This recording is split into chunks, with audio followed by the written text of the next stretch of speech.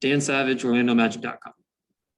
Cliff, we saw that the team signed Dante Hall for the remainder of the season. What did you see out of him in his first stint with the team? Good energy. He has the ability to protect the basket. He had the one really good game in Chicago where he was actually a factor at both ends of the floor. So, tonight he's going to play some. The Towns, defending Towns is obviously one of the big priorities. And so there's things I think that he can be effective with in that place. Josh Robbins, The Athletic. Steve, what kind of progressions have you seen out of their top overall draft pick, Edwards, since you guys played them last? Yeah, I mean, he has Josh, since we're only getting these 1 days in between games, I'm not able to watch as much tape as you would in a normal year. But I mean, he's playing a much bigger role than he was earlier in the year, and they go to him a lot more. I mean, he's on a roll right now where I think his last 5 games, he's 40 from 3. He's in the paint, he can play in pick and rolls. And so I would say, probably like a lot of younger guys that are talented. I mean, he's more comfortable with the NBA game. And he's playing with a lot more confidence. Dan Savage. Cliff, they haven't had too much time this season where all their, big guys have been healthy, whether it be Towns, Russell, Edwards in the lineup all together. When they have that trio going together, just how much dangerous are they offensively?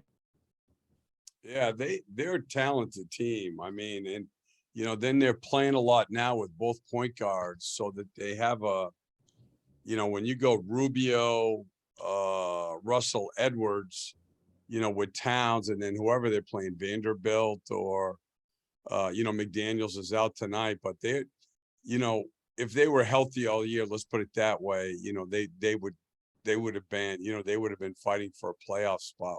The team that they've played, this last 8 games, I think their last 7, they're 4-3, which includes an overtime loss to New Orleans. They played well the other night in Miami, and they can really score. So, one of the things I liked about in Charlotte was we did a lot better with our transition defense, a lot better. And, what I really like to see tonight, and we're getting there, it's harder, but we just have to move the defense more.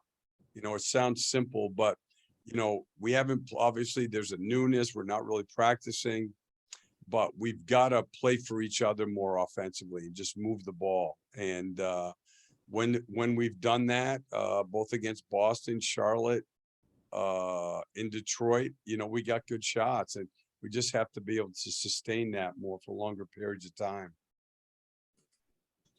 Dan Savage.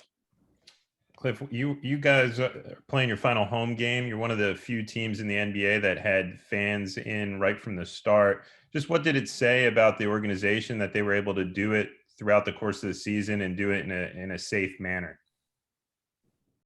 Yeah, we're in Florida, man. As all these guys kept saying when they come here, are there no rules in your state? Well, I mean, to start the year, frankly, that was why, right? I mean, and we went to some states early in the year, like California. I mean, you couldn't even eat in the dining areas in the hotel. So I think a lot of it was dictated by that. But no, it's been good for the fans, and it's good that as we go around now in different parts of the country that more of the arenas are opening up, and hopefully by the playoffs, we'll see the arenas get more people in there. Jamie Say, WKMG. Hi, Steve. Just along the same lines about playing in front of the fans at home. How different was the atmosphere this year? I'm sure you guys kind of got used to it. The fact there was, between maybe 4,000 to 5,000 fans, but how different was it? How did it impact things, or did you guys get used to it? Oh, I think it's night and day. It's a total game changer. I don't know what the records are in terms of home versus road, but it's totally different. Totally different. And yes, I do think that the players get used to it, but winning a road game on the NBA, even if you're with a really good team, is hard to do. And again, I don't know what the records are, but you know, without the fans in there, in any arena, you know, you just feel like you have a much better chance to win than you did in past seasons. Josh Robbins.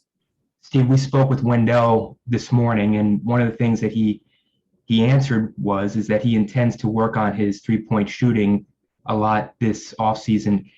What have you seen from his shooting stroke that tells you that progression will occur?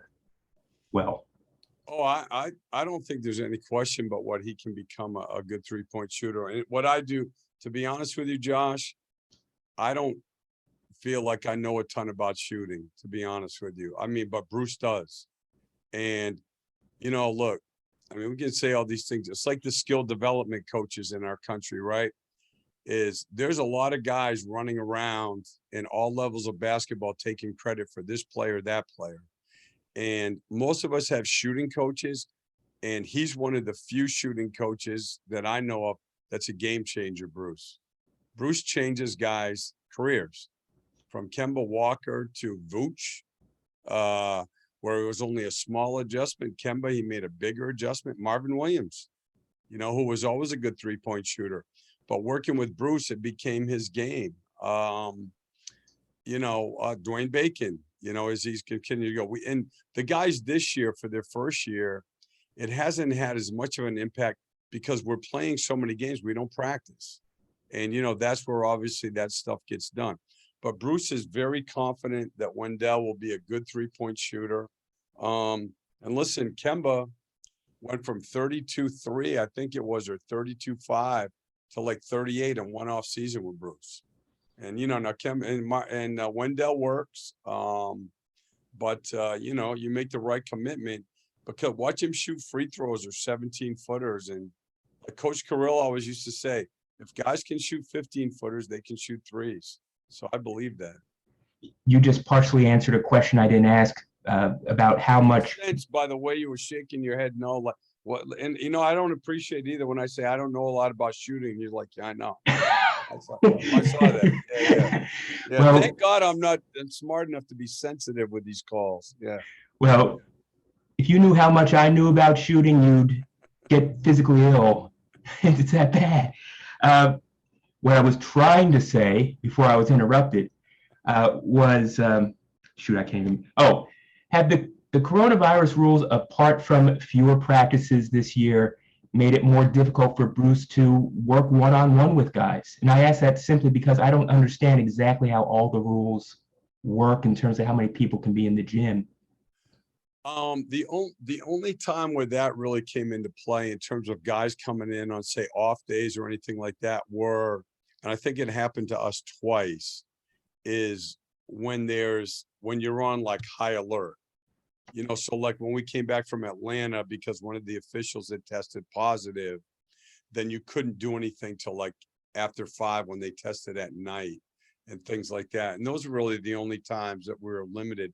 The bigger part of it with the Bruce piece or the skill development piece was just the schedule, playing so many games. I mean, now, you know, we have these, well, Dante back, we have 10. But I mean, guys are, and I've talked to every other coach, no teams have practiced much this year, you know, so the bigger part has been really just the schedule. And can I say this? I'm going to throw this in. Only in the NBA can a guy from Maine Farmington call out a guy from Brown, okay, in front of other people. That's another thing that's great about this league, even during the COVID. I'm done. No response from me.